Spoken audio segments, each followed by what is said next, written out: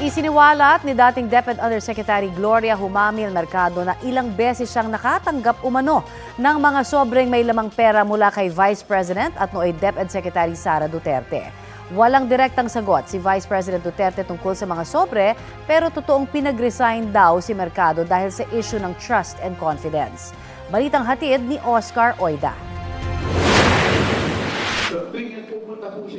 Mula February hanggang September 2023, habang nanunungkulan bilang head of the procurement entity ng Department of Education o DepEd, buwan-buwan umano nakakatanggap ng envelope si dating DepEd Undersecretary Gloria Humamil Mercado. Ang laman, tig 50,000 pesos kada envelope. Madalas daw ang nag-aabot sa kanya ng envelope ay si Assistant Secretary Sunshine Empaharda. At ang sabi, galing daw ito kay Vice President Sara Duterte. Sa gitna ng pagdinig, inilabas niya ang mga sobre. Ang sakit naman noon, ordinaryo lang akong trabahante tapos inano ka ng Vice President, di ba?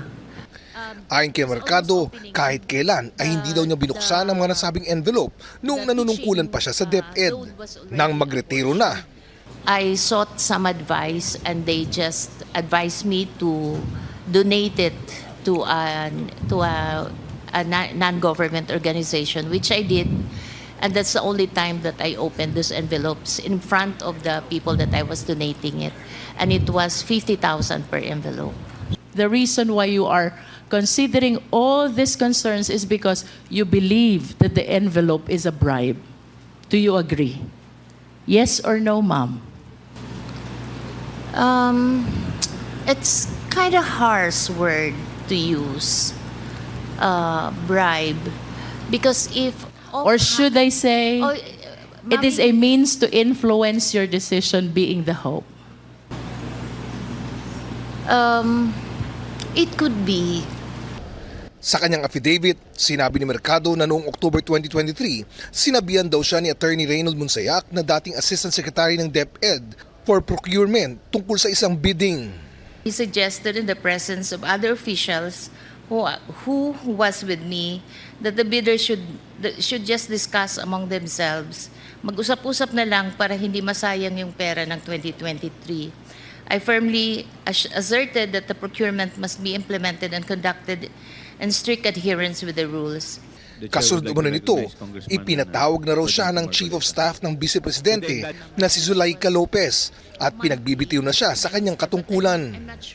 I was informed that I should tender my resignation effective that day. I refused to resign and I insisted on departing from service through voluntary retirement. The timing of my meeting with Ms. Zulaika struck me as more than coincidental. It gave me the impression that my candid responses was the real reason behind the push to relieve me of my office. Sasang-ayon po ba kayo if I would say na yung pagtanggi nyo kay Attorney Reynold Monsayac na pag-usapan na lang yung 2022 Continuing Fund ang dahilan kung bakit kayo pinagre-resign ni Attorney Zulueta? That's very speculative, ma'am. From your point of view, ma'am, it can be right, it can be wrong, but from your point of view, It could be. Pinabulaan na naman ni Attorney Monsayac ang pahayag ni Mercado. Wala akong dahilan o interes o inklinasyon na magbigay ng isang illegal na order sa isang publikong lugar na may mga tao na hindi ko man lang kilala. Sabi ko, ano ang plano nyo dyan? Kasi kung itutuloy nyo yung post-qualification at maglalaps yan, hindi na aabot yan sa December 2023. So mag-decide na kayo kung ire-rebid nyo yan. Kasi kung ire-rebid nyo yan, hindi masasayang yung pondo, mayu-utilize pa yan bago mag-end yung 2023. Sa isang press conference, sinabi ni VP Sara Duterte na kaya daw pinagbitiw si Mercado ay dahil sa issue ng trust and confidence. Nag-solicit siya ng 16 million pesos sa isang kumpanya on paper using my name without any authorization. Inilabas ng OVP ang isang liham na pirmado ni Mercado kung saan ay binanggit ang pangalan ni Vice President Sara Duterte. Kalakip nito ang breakdown ng mga kagamitan at total cost na nagkakahalaga ng 16 million pesos. Bagay naman na sinagot ni Mercado sa hearing. So we made a presentation to almost all the corporations And then some of the corporations appreciated that it's a very important program. So some of them committed. I explained properly. I did not solicit. There's no money involved there. These are equipments.